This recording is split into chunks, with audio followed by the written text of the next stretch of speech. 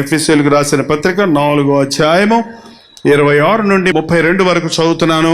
Bible ఉన్నవాళ్ళు చూడండి, లేని వాళ్ళు జాగ్రత్తగా వినండి.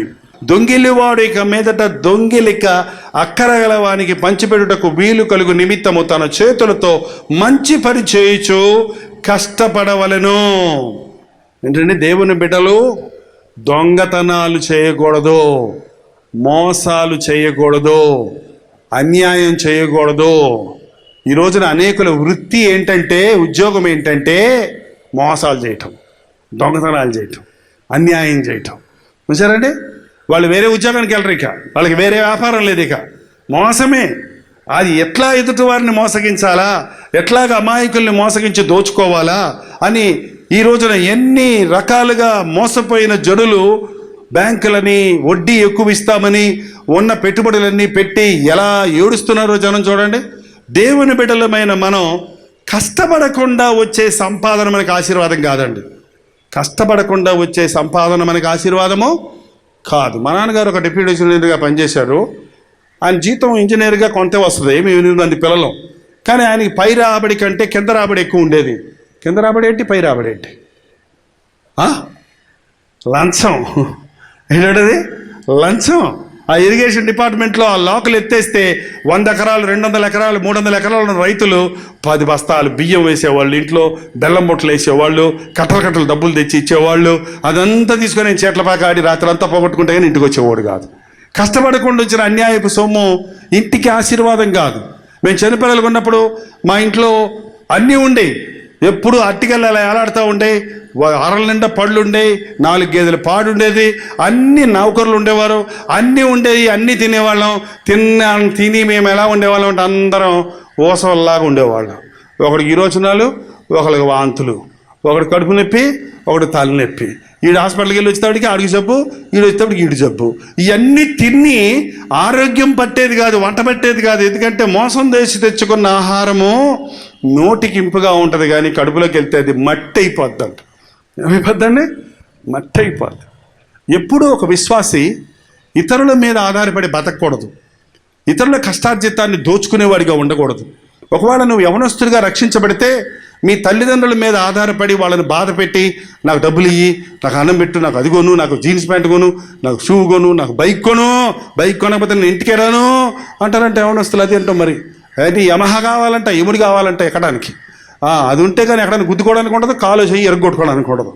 ఏంటంటే ఎంతమంది యవనస్తులు ఇది నాన్న, తల్లిదండ్రులు కష్టపడి సంపాదిస్తే ఇంట్లో తిని కూర్చునే వాళ్ళు ఎంతోమంది ఉన్నారు. ఇంట్లో ఒక్కరు ఇద్దరు కష్టపడతారు, 10 మంది కూర్చొని తింటుంటారు. వాళ్ళ ఆయుష్ అంతా, ఆరోగ్యం అంతా క్షీణించిపోతుంది. కుటుంబ వ్యవస్థ అలా ఉండకూడదు. ఇంట్లో ఉన్న నలుగురు ఏదో ఒక పని, పెద్దలు చిన్నలు ఏదో ఒక పని, ఇంటి పని, సొంత పని, నీ పని నువ్వు చేసుకుంటూ ఒకరి బారులు ఒకరు భరించేవారు. దేవుని బిడ్డలమైన తర్వాత ఇవన్నీ ఎవరు నేర్పించక్కర్లేదండి మనకి. దేవుని బిడ్డలం కానప్పుడు, మనం అజ్ఞానంలో ఉన్నప్పుడు, సాతాను బిడ్డలకు ఉన్నప్పుడు ఎప్పుడు సమస్యలు సృష్టించేవాడిగా ఉంటాం. మనం దేవుని బిడ్డలమైన తర్వాత ఇతరులకు ఆదరణగా ఉంటాం, ఇతరులకు తలకాయపెట్టుగా ఉంటాం, ఇతరులకు హెల్ప్గా ఉంటాం, సహాయకులుగా ఉంటాం. కానీ ఈ రోజున చాలామంది క్రైస్తవులు నిలబడే వారి పరిస్థితి అలా లేదు. నీవు దొంగిలించేవాడిగా ఉంటే దొంగతనాలు మానేయి, మోసాలు మానేయి, నీ కష్టార్జితాన్ని నేను ఆశీర్దిస్తాను అన్నాడు. అది ఎంతైనా సరే నీ కష్టార్జితాన్ని నువ్వు అనుభవిస్తావు అంటున్నాడు. చాలామంది కష్టపడి సంపాదిస్తారండి, చచ్చిపోతారు. కష్టపడి సంపాదించి ఏం చేస్తారు? ఎవడో అనుభవిస్తాడు. దుష్టుల ఆస్తి అంట నీతిమంతుల కోసం దేవుడు దాచిపెడతాడంట. వాడు కష్టపడి సంపాదించి చివరికి తను దేవుని నమ్ముకోక, దేవుని హృదయం ఇవ్వక, తాగి చచ్చిపోతాడు. పాపాల్లో పడి దేవుని శాపానికి గురైపోతాడు. కానీ ఈ రోజున దేవుని బిడ్డలు 5 రూపాయలు సంపాదించిన, 100 రూపాయలు సంపాదించిన, నువ్వు కష్టపడి సంపాదించిన డబ్బును దేవుడు ఆశీర్దిస్తే నీ ఇంట్లో ఉన్న లేమి అంతా తీరుతుంది, నీ బిడ్డలకు సమృద్ధి అయిన ఆహారం దొరుకుతుంది. కానీ ఈ రోజున అనేక మంది ఏదో నరుల కష్టం వలన ఆస్తి ఎక్కువ కాదటండి. నువ్వు ఎంత కష్టపడ్డా నీకు రావాల్సిన జీతం కంటే ఎక్కువ రాదు. దేవుని ఆశీర్దిస్తేనే వస్తుంది. అది మనం తెలుసుకుంటే దానిలో.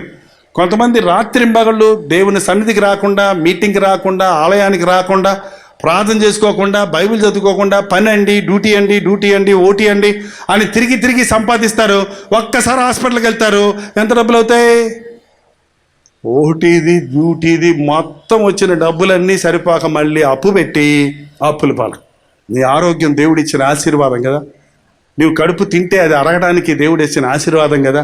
చాలామంది చాలా తింటారు, మళ్ళీ అరక్క మాత్రలు తింటారు. చాలా తిని మళ్ళీ అరక్క ఏం తింటారు, మళ్ళీ మాత్ర తింటారు. మళ్ళీ ఏదో కోలా అంట, అదేంటది పురుగుల మందు అంట, దాన్ని కొత్త పేరు పెట్టారు కదా. అది తింటే కానీ అరగదు, మళ్ళీ తాగితే కానీ అరగదంట. ఏంటండి, కష్టజీవులు కొంచెం తినను తృప్తి చెందుతారు, సుఖంగా నిద్రపోతారు. దేవుని ఆశీర్వదించబడిన బిడ్డలమైన మనం అన్యాయపు సొమ్ము ఆశీర్వదించేవారిగా లంచాలు, దొంగతనాలు, వడ్డీ వ్యాపారాలు. మీ వ్యాపారాలు అండి. మా సంఘంలో అప్పుడప్పుడు కొంతమంది రిటైర్ అయిపోతారు, చాలా డబ్బులు వచ్చినాయి కదా, డబ్బు వస్తాయి కదా. రిటైర్ అయిపోయాక మన దేశంలో మన గవర్నమెంట్ ఉద్యోగస్తులందరికీ డబ్బులు వస్తాయి కదండి కొంత. ఆ డబ్బులు వచ్చిన తర్వాత ఒక నెల రోజుల్లో వచ్చి, అన్న చాలా కష్టాల్లో ఉన్నన్నా, అన్ని నష్టాలు అయిపోయినాయి అన్నా, తినడానికి తిండి కూడా లేదన్నా అంటాడు. అదే రేటే మొన్న ప్రావిడెంట్ ఫండ్ వచ్చిందన్నా, అవన్నీ వచ్చినాయి అన్నా, ఏమైనాయి అంటే అవన్నీ వడ్డీకి తిరుగుతున్నాయి అన్నా అన్నాడు. ఎక్కడ వచ్చినాయని ఎక్కడ తిరుగుతున్నాయంట? ఇంక తిరిగి ఎటో పోతాయి, నీ దగ్గర రావులేయ్యా పోతాయి. ఏంటండి, వడ్డీకి ఆశించి అసలు పోగొట్టుకునే వాళ్ళు ఎంతోమంది ఉన్నారు. పరిశుద్ధ పట్టణంలో నివసింపగోరు వాడు తన ద్రవ్యమును వడ్డీకి ఇవ్వడు. వడ్డీ వలన వచ్చిన ఆశీర్వాదం మనకు అక్కర్లేదు, ఆ యొక్క లాభం మనకు అక్కర్లేదు. దేవుడు ఆశీర్వదిస్తే అది ఎన్నటికి ఆశీర్వాదం. నీ సంపాదనలో దశంభాగం దేవునికి, మిగిలింది దేవుని చేతుల్లో పెట్టి ఆశీర్వదించమని అడుగు, నీకు సరిపోగా మిగులుతుందండి. చాలామంది చెప్తుంటారు మెడ్రాసులో, అబ్బాయి సంపాదిస్తున్నాడండి, ఆ సంపాదిస్తుందండి, నేను సంపాదిస్తున్నాడు, చిన్నోడు సంపాదిస్తున్నాడు, పెద్దోడు సంపాదిస్తున్నాడు, ఏమైపోతున్నాయో కనపడతలేదండి డబ్బులు అన్నాడు ఒక ఆయన నుంచి. అదేంటి ఏమైపోతున్నాయి? బైబిల్లో చెప్పబడింది, చిల్లు సంచులో వేసినట్టు ఉంటుందంటండి. ఏంటంటే దేవుని ఆశీర్వాదం లేకపోతే ఎన్ని డబ్బులు సంపాదించినా చివరికి నీ చెయ్యి వేళ్ళు ఖాళీ ఏళ్ళే మిగులుతాయి, ఖాళీ జేబులే మిగులుతాయి. ఆ రోజు ప్రభు ఆదాముతో చెప్పాడు, నువ్వు చెమట ఊడ్చి సేద్యం చేసి ఆహారం తింటావు, అందులో ఆశీర్వాదం ఉంది. ఈ రోజున చెమట కార్చడం మనకి ఇష్టం లేదు, అందుకని జబ్బులు ఎక్కువ అవుతున్నాయంట. మీకు తెలుసండి, చెమట కార్చకుండా ఏసీ రూమ్లో కూర్చుంటే గొప్ప అనుకుంటున్నారు. ఏసీలోనే కూర్చున్నాడు గంట లోపల ఉన్నటువంటి కల్మషాలన్నీ కరడగట్టిపోయి రకరకాల ఇన్ఫెక్షన్స్, రకరకాల రోగాలు, అజీర్ణం వ్యాధి, కిడ్నీలో స్టోన్స్ అంటావు. కిడ్నీలో పోయి ఫిల్టర్ అయినప్పుడు అది ఏసీలో ఉంటే కిడ్నీ అలాగ వేసుకొని ఆ ఉన్న రాళ్ళు, ఆ ఉప్పు అవి అలాగ పట్టుకొని అలా కూర్చుంటాయి అన్నమాట అక్కడ. అప్పుడు కిడ్నీలో స్టోన్స్ అని మళ్ళీ వెళ్తున్నాం. కష్టపడాలి, నడవండి, సైకిల్ తొక్కండి. సైకిల్ వద్దండి, కూర్చుంటే బుర్రని వెళ్ళిపోవాలి. దాంతోపాటు పెద్ద బొజ్జ కూడా ముందుకు వెళ్తూ ఉంటుంది. ఏంటండి, ఈ మెడ్రాసులో 4 మూలల నేను తొక్కిన సైకిల్ నాకు ఇంకా గుర్తుంది. ఇక్కడ కూడా సైకిల్లో వచ్చాను ఒకప్పుడు. అటు మూలకడై వరకు సైకిల్ వెళ్ళాను, ఇటు ఆ వేళచేరు దాటి అప్పుడు గాఢాంధకారం ఉండేది ఆ మూల వరకు, ఇటు రెడ్ హిల్స్ వరకు సైకిళ్ళలో ఎంత తొక్కి సేవ చేసేవాడిను. ఎక్కడ 3-4 తరపడితే చాలు వాళ్ళకి వాక్యం చెప్పాలి. ఒక స్ట్రీట్ కార్నర్ నిలబడి, ఒక బస్ స్టాండ్లో నిలబడి వాక్యం చెప్పేవాడు. అందుకే ఈ రోజున నాకు దేవుడు శక్తినిచ్చాడు. నాకు 64 సంవత్సరాల వయసు, ఇప్పుడు ముసలోడు అన్నమాట. కానీ దేవుడు తన శక్తినిచ్చాడు. నీ యవ్వన కాలంలో కాడి మోస్తే నీ వృద్ధాప్యంలో పంటను కోస్తావు. కానీ ఈ రోజున చాలామంది కష్టపడకుండా తిందామని, కష్టపడకుండా గొప్పవాళ్ళం అవుదామని వాళ్ళని వెళ్ళి నాక్ చేసి, వాళ్ళని వీళ్ళని కొట్టి సంపాదిద్దామనుకుంటున్నారు. అది దేవుని బిడ్డల్లో ఉండకూడదు. నీ చేతులు కష్టపడి పని చేయాలి. ఇంకో మాట ఉందండి, వినువారికి మేలు కలుగుటైకే అవసరమైన బట్టి వృద్ధికరమైన అనుకూల వచనమే పలుకుడి గాని దుర్భాష ఏదైనాను మీ నోట రానియకండి. నీ నోట్లో నుండి దుర్భాషలు రాకూడదు. మేలు కలిగే మాటలే కానీ అనవసరమైన మాటలు రాకూడదు. బైబిల్ చెప్తుంది, విస్తారమైన మాటలలో దోషముండక మానదు. ఈ టెలిఫోన్లు వచ్చాకండి మనుషులకి మాటలు ఎక్కువైనాయి అంటారా, తక్కువైనాయి అంటారా? పూర్వం ఏదన్నా వాళ్ళ ఇంటికి వెళ్తే, వాళ్ళు ఖాళీగా ఉంటే అప్పుడు కూర్చొని, లేకపోతే నైట్ పడుకొని మంచాలు వేసుకొని ఆరు బయట తెల్లారిదాకా మాట్లాడుకుంటుండే ఊరు విషయాలన్నీ. కానీ ఇప్పుడు ఈ ఫోన్లు వచ్చాక రోడ్డు మీద నడుచుకుంటూ మాట్లాడుకుంటూ పోతుంటారు. అనుకుందా అంటే నన్ను పిలిచారా, నేను ఎక్కడ చూస్తాను, నన్ను కాదు, వాళ్ళు ఎవరితో మాట్లాడుకుంటారు. ఏంటండి, ఒక మొన్న రోడ్డు మీద నిలబడి బోర్డు ఏడ్చేస్తుంది. ఆడు తిడుతున్నాడు, ఎవడో అక్కడ, మరి ఏమో ఏడుస్తుంది ఇక్కడ కూర్చొని. ఇంటికి వెళ్ళాక తిట్టేవారు ఇంతకుముందు, ఇప్పుడు ఇక్కడే తిట్లు, ఎక్కడుంటే అక్కడే తిట్లు. ఎందుకు వచ్చిన టెలిఫోన్ ఇది? ఇంటికి వెళ్ళేదాకా కూడా సమాధానం ఉండదు. ఏమన్నా మీ టెలిఫోన్ దేనికి ఉపయోగిస్తున్నారు? ఇంకా టెలిఫోన్లు కాదు ఇప్పుడు, మరి ఇక్కడ యవనస్తులు వెనకాల కూర్చున్నట్టున్నారు చాలామంది. వాట్సాప్ అని కొత్తగా మొదలుపెట్టారంటండి. ఏంటంటే వాట్సాప్ అంటే ఏం జరుగుతుంది అంట. ఏం జరుగుతుంది? వాళ్ళిద్దరు వెళ్ళిపోయారు, ఇక్కడ వాళ్ళిద్దరు ముగ్గురు చచ్చారు, అక్కడ ఆయనకి యాక్సిడెంట్ అయింది, అక్కడ నేపాల్లో భూకంపం వచ్చింది.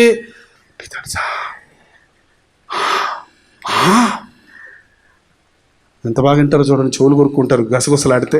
గుసగుసలు ఆడకండి అని బైబిల్ చెప్తుంది. ఏంటంటే ముసలమ్మ ముచ్చట్లు చెప్పుకోకండి, అనవసరమైన మాటలు మాట్లాడుకోకండి, మేలు కలిగే మాటలు మాట్లాడండి, ఒకరినొకరు ప్రోత్సహించుకునే మాటలు మాట్లాడుకోండి, ఆదరించే మాటలు మాట్లాడుకోండి. నీ కంటితో చూడని దాన్ని, నీ చెవితో వినని దాన్ని నువ్వెందుకు మాట్లాడతావు అసలే? ఏంటంటే గాసిప్ అంట. గాసిప్ అంటే గుసగుసలు, అంతే కదా గాసిప్ అంటే. ఎవరో గుసగుసలు చెప్పుకుంటున్నాయి, అనవసరమైన విషయాలను పెద్దవి చేసి చాడీలు చెప్పకండి. నీ ఇంటి వారి మీద నీవు చాడీలు కొండెములు చెప్పకూడదు. క్రైస్తవులైన వాళ్ళల్లో సంఘాలకు వచ్చినప్పుడు, ఆలయంలో కూర్చున్నాడు పాస్టర్ గారు ప్రసంగం చేస్తుంటే వెనకాల కూర్చొని మాట్లాడుకుంటుంటారు కొంతమంది. వెనకాల కూర్చున్న వాళ్ళు అంటే నాకు భలే ఇష్టమండి. వెనకాల కూర్చున్న వాళ్ళు ఎప్పుడు కూడా అంటే కొంచెం జాగ్రత్తగా ఉండాలి. ఎందుకంటే వాడు కూడా వెనకాల వచ్చి ఎంటర్ అవడానికి ప్రయత్నిస్తుంటాడు సాతానుడు. వెనకాల కూర్చున్న వాళ్ళు పాస్టర్ గారికి కనపడరు కాబట్టి, ఎవరికి కనపడరు కాబట్టి, ఫ్రెండ్స్ ఎప్పుడైనా సరే చర్చికి వచ్చినప్పుడు ఇద్దరు పక్కన కూర్చోకండి. కూర్చున్నారంటే మధ్య మధ్యలో మీ చాటింగ్ అవుతుంది. Chatting cheating. ఏంటండి ఎంతమంది ఈరోజు యవనస్తులు ఫేస్బుక్, ట్విట్టర్, వాట్సప్, గాసిప్. ప్రభు చెప్తున్నాడు, మీరు వినువారికి మేలుకరమైన మాటలు తప్ప అనవసరమైన మాటలు మాట్లాడకండి, దుర్భాషలు మాట్లాడకండి, విమర్శలు చేయకండి, మీకు తెలియని వాటిని గురించి జడ్జిమెంట్ చేయకండి, రూమర్స్ చేయకండి. ఇది ఎంత క్రైస్తవ సమూహంలో నుండి మనం ఎక్కువ మందిని చేరతాం కాబట్టి ఆ రూమర్ అనేది చాలా తొందరగా పాకిపోతుంది. కొరుకుడు పుండు వ్యాధిలాగా. గజ్జి ఇక్కడ పడితే ఇటుకోకుండా ఇటు వచ్చింది, ఇక్కడ కొక్కుంటే ఇక్కడ వచ్చింది, ఇక్కడ కొక్కుంటే ఇక్కడ వచ్చి చూసారు అట్లా వచ్చేస్తుందంట ఈ వ్యాధులు. ఒక ఆమె మరి అక్క మరి నీకే చెప్తున్నాను ఎవరికి చెప్పకక్క అని సంగతి చెప్పింది అనండి. అది మొత్తం వెళ్ళిపోయి వచ్చి మళ్ళీ ఈ పక్కన ఉన్నా మేము నీకే చెప్తున్నాను ఎవరు నేనే చెప్పిందే నేను అంటుంటాను. అప్పుడు సంఘంలోకి వచ్చినప్పుడు ప్రభువుని ఆరాధించాలి. విశ్వాసులుగా ఉన్నప్పుడు మేలుగా ఒకరికొకరు ఉపకారం చేయవారిగా ఉండాలి. ఎఫెసీయులకు రాసిన పత్రిక 4వ అధ్యాయము 31వ వచనం చూస్తే, సమస్తమైన ద్వేషము, కోపము, క్రోధము, అల్లరి, దూషణ, సకలమైన దుష్టత్వమును విసర్జించండి. ద్వేషము, కోపము, దుష్టత్వమును విసర్జించండి. యేసయ్య బిడ్డలమైన మనం ఎవరిలాగా ఉండాలండి? యేసయ్య బిడ్డలు ఎవరిలాగా ఉండాలి? యేసయ్య బిడ్డలు ఎలా ఉండాలి? యేసయ్య ఎలా ఉంటాడు? యేసయ్య ఎలా ఉంటాడు? మనం ఎదుర్కొన్న పోరాటాలన్నీ యేసయ్య ఎదుర్కొన్నాడా లేదా? ఆయన చెమట కార్చాడు, ఆకలిగా ఉన్నాడు, కోపం వచ్చింది, విభ్రాంతి చెందాడు, అలసిపోయాడు, నిద్రపోయాడు, మోకాళ్ళలోని ప్రార్థన చేశాడు. అన్ని విషయాల్లో మన వలె శోధించబడినప్పటికీ పాపము లేనివాడిగా మనం కూడా ఈ లోకంలో ఆయన రక్తంలో కడగబడిన తర్వాత, ఆయన మన సొంత రక్షకుడు అంగీకరించిన తర్వాత ఆయనలాగా మనం జీవించాలి. ఆయనలాగా మనం జీవించాలంటే, ఆయన ఎలా ఉన్నాలో తెలుసుకోవాలంటే ఆయన యొక్క జీవితాన్ని మనం ధ్యానం చేయాలి. మత్తయి, మార్కు, లూకా, యోహాను సువార్తలు మీరు జాగ్రత్తగా చదివితే ప్రభు యొక్క ప్రవర్తన, ఆయన యొక్క జీవితము, ఆయన మాదిరి ఈ లోకంలో ఎలా జీవించాడనేది మనం చక్కగా చూడగలుగుతాం. పట్టణాల్లో మీటింగులు పెట్టాం, కొన్ని వేల మంది ప్రతి చోట మీటింగులకు వచ్చారు. నేను ఆ మీటింగుల్లో వాళ్ళని అడిగినప్పుడు, ఏ ఊరోళ్ళు మీరు అడిగితే ఒక ఊరోళ్ళు కాదు, ఒక సంఘం వాళ్ళు కాదు, అన్ని సంఘాల వాళ్ళు, అన్ని ఊర్ల వాళ్ళు ఒకే ఆలయం, ఒకే స్థలంలోనికి చేరి ఒకే పాట పాడుతూ ఒకే ఏకకంఠతో ప్రార్థన చేస్తున్నప్పుడు నాకు పరలోకం అంటే ఇలాగే ఉంటుంది కాబోలు. పరలోకం ఎలాగ ఉంటుందండి? ఏ సంఘం వాళ్ళు ఉంటారు పరలోకంలో? క్రీస్తు రక్తములో కడగబడిన వారందరము ఉంటాం. ఈ లోకంలోని ఆ ప్రేమను, ఐక్యతను మనం పంచాలి. చివరిగా 32వ వచనం కూడా, ఒకని ఎడల ఒకడు దయ కలిగి కరుణాహృదయులై క్రీస్తునందు దేవుడు మిమ్మల్ని క్షమించిన ప్రకారము మీరును ఒకరినొకరు క్షమించుడి. ఏంటండి? క్షమించండి అని అడగటానికి ఎన్ని వేల రూపాయలు ఖర్చు అవుద్దండి?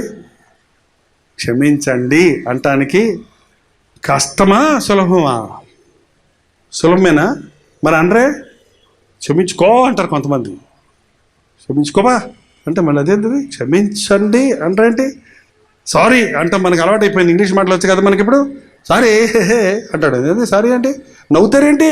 సారీ అంటే you are regretting, you are పశ్చాత్తాపడుతున్నావు కదా, నేను విచారిస్తున్నాను అనే మాట మనం చెప్పినప్పుడు అండి, అసలు మన ఇళ్లల్లో, మన సంఘాల్లో, మన సముదాయంలో ఈ కక్షలకు, ద్వేషాలకు, భేదాలకు స్థలమే ఉండదు. అక్కడ సాతానికి అక్కడ స్థలమే ఉండదు.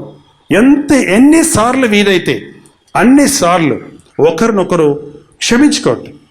3 మాటలు మీ బ్రతుకులో ఎన్నిసార్లు వాడగలరో అన్నిసార్లు వాడండి. ఆ 3 మాటలు చెప్పమన్న వాళ్ళు మాత్రం హల్లే చెప్పండి. అమ్మయ్య బతికారండి. ఇప్పుడు ఐ యామ్ రాంగ్, నేను పొరపాటు చేసి ఉన్నాను.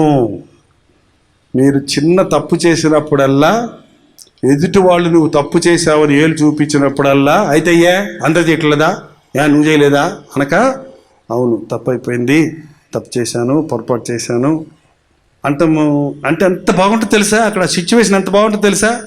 భర్త వస్తాడండి ఇంటికి, సుర వస్తాడు. రోడ్ల మీద ఉన్న దెయ్యాలన్నీ తగిలించుకొని వస్తారు కొంతమంది పురుషులు. పాపం పొద్దు నుంచి ఆఫీసులో అలిసిపోయి బస్సులు దొరక్క నానా తిప్పలు పడి ఆ ఉత్కృష్టం అంతా ఎక్కడ చూపించాలంటే ఉంది కదా, మరి ఎవరమ్మా భార్య ఉంది కదా, ఇంటికి వస్తారు. పెళ్లి కాని వాళ్ళు అమ్మ మీదకి వస్తారు.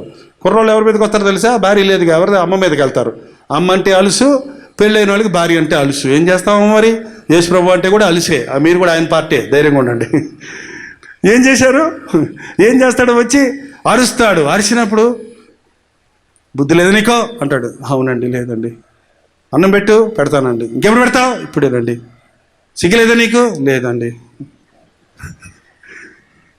అసలు భయం లేదు నీకంటే? భయమేనండి. మాట్లాడుతుంటే చివి రక్తం లేదా నువ్వు? ఏంటి ఎలా ఉంటున్నావు? ఏం లేదండి, సారీ అండి, క్షమించండి అంటే అయిపోద్ది కదా. ఆయన గొయ్యమంటే నువ్వు గుయ్యమంటే, ఆయన గొయ్యమంటే నువ్వు గుయ్యమంటే ఏమైపోయింది? అప్పుడు పటాసులు పేలుతాయి ఇంట్లో. డమాల్ పక్కింటి వాళ్ళందరూ చూస్తానికి వస్తారు. చూడటానికి మీ పిల్లలు ఉంటే వాళ్ళు మంచం కింద కొంచెం కింద జూరి భయపడిపోతా చూస్తుంటారు. అమ్మ పార్టీ నాన్న పార్టీ. ఎవరు కావాలి పిల్లల్ని అడిగితే వాళ్ళు చీల్చేస్తున్నారు. ఏ బిడ్డ అయినా సరే, మంచోడైనా చెడ్డోడైనా, తల్లి తండ్రి ఇద్దరు కావాలంటారా? లేకపోతే అమ్మ మంచిది నాన్న చెడ్డోడు కాబట్టి నాన్న వద్దు అమ్మ కావాలంటాడా? అండో ఒక నోటి వరుసగా అంటాడేమో కానీ గుండెలు చీలిపోతుంటాయి. మీ కుటుంబంలో నేర్చుకోండి, నేను పొరపాటు చేశాను, నేను తప్పు చేశాను, ఐఎమ్ రాంగ్. 2వ మాట ఐఎమ్ సారీ, నేను విచారిస్తున్నాను, తప్పు చేసినందుకు నేను విచారిస్తున్నాను. 3వది పార్డన్ మీ ఆర్ క్షమించండి. ఏంటండి? ఈ 3 మాటలు నేర్చుకున్నారంటే పరలోకం భూలోకంలో మీరు అనుభవిస్తారండి. ఎలాంటి ఉత్కృష్టంతో కూడిన వ్యక్తినైనా మీరు మార్చుకోగలుగుతారు. నొప్పించు మాట కోపమును రేపును, మృదువైన మాట కోపమును చల్లార్చును. మనం కోపాన్ని చల్లార్చేవారిగా ఉండాలి. ఇతరులను కోపానికి రెచ్చగొట్టే వాళ్ళకి ఉండకూడదు. మనం పాపాన్ని నిర్మూలన చేసేవారికి ఉండాలి. పాపం చేయడానికి అవకాశం కలిగి చేసేవారికి ఉండకూడదు. యేసయ్య బిడ్డలమైన మనం పవిత్రులుగా ఉండాలని, మన పరలోకపు తండ్రి పరిశుద్ధులైనట్టు మనం పరిశుద్ధులుగా ఉండాలని, కనికరం కలిగిన వాడిగా ఉన్నట్టు మనం కనికరం కలిగి ఉండాలని, ఒకరిడల ఒకరు దయగలిగి కరుణాహృదయులై ఒకరినొకరు క్షమించుకుంటూ ఉండండి అని ప్రభు చెప్పాడు. క్షమాపణ అనే మందండి, మించిన మందు మరొకటి లేదు. ఒక వ్యక్తి గిల్టీ కాన్షియన్స్ అంటారు. క్షమించబడని పాపి తన హృదయంలో కుమిలిపోతూ ఉంటాడు. అతనికి క్షమాపణ దొరికినప్పుడు ఒక గొప్ప ఉపశమనం దొరుకుతుంది. అందుకే యేసుప్రభు దగ్గరికి వచ్చిన వాళ్ళందరినీ ఆయన ఏమన్నాడంటే, నీ పాపములు క్షమించబడి ఉన్నవి, సమాధానంగా వెళ్ళు అన్నాడు. ప్రతిసారి మనం మోకరించినప్పుడు ప్రభు మనకు సమాధానం ఇవ్వడానికి సిద్ధంగా ఉన్నాడు. మనం మన పొరుగు వారితో సమాధాన పడ్డప్పుడు ఈ లోకాన్ని పరలోక రాజ్యములో లాగా మార్చగలుగుతాం.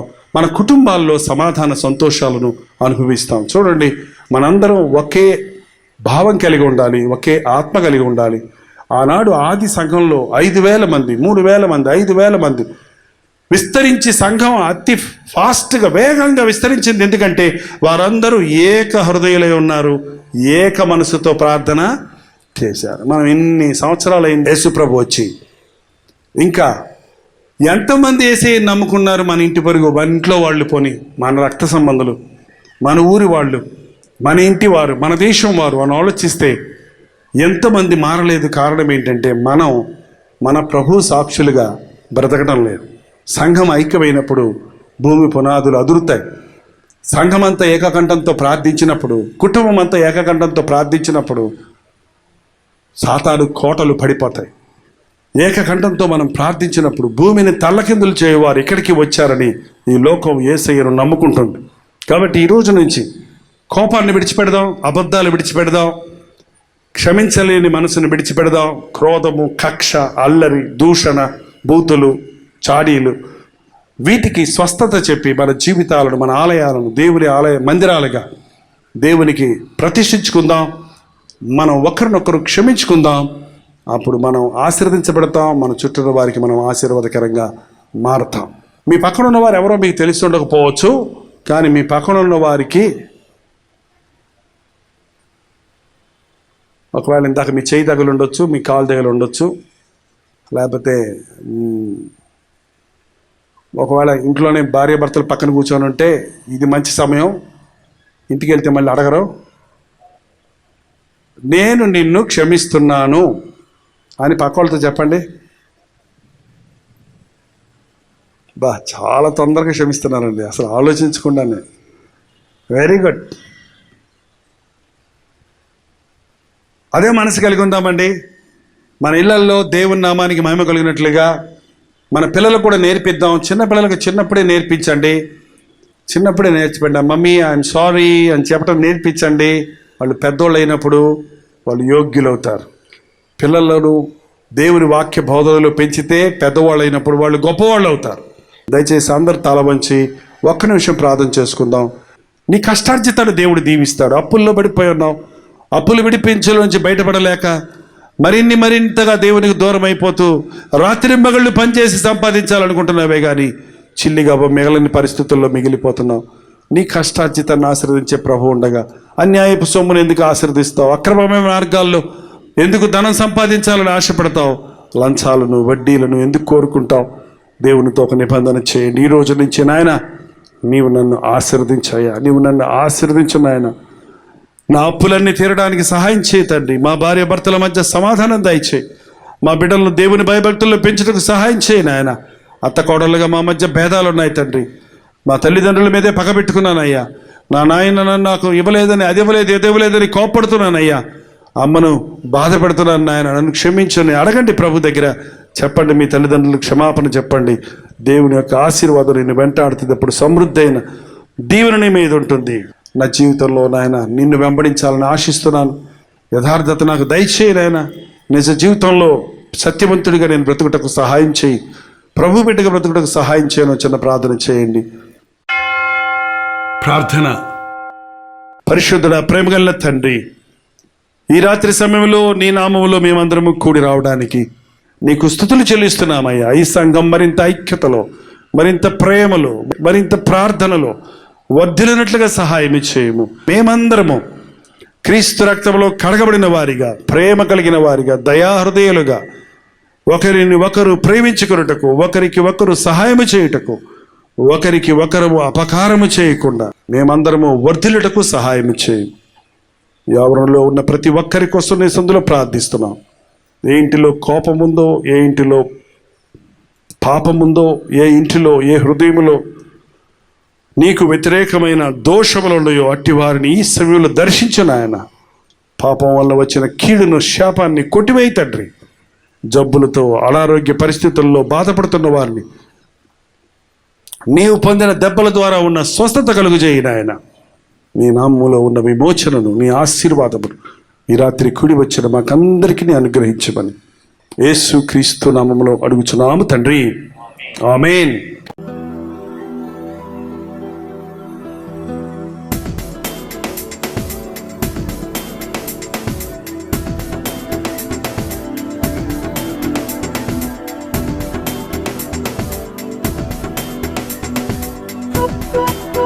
Thank you.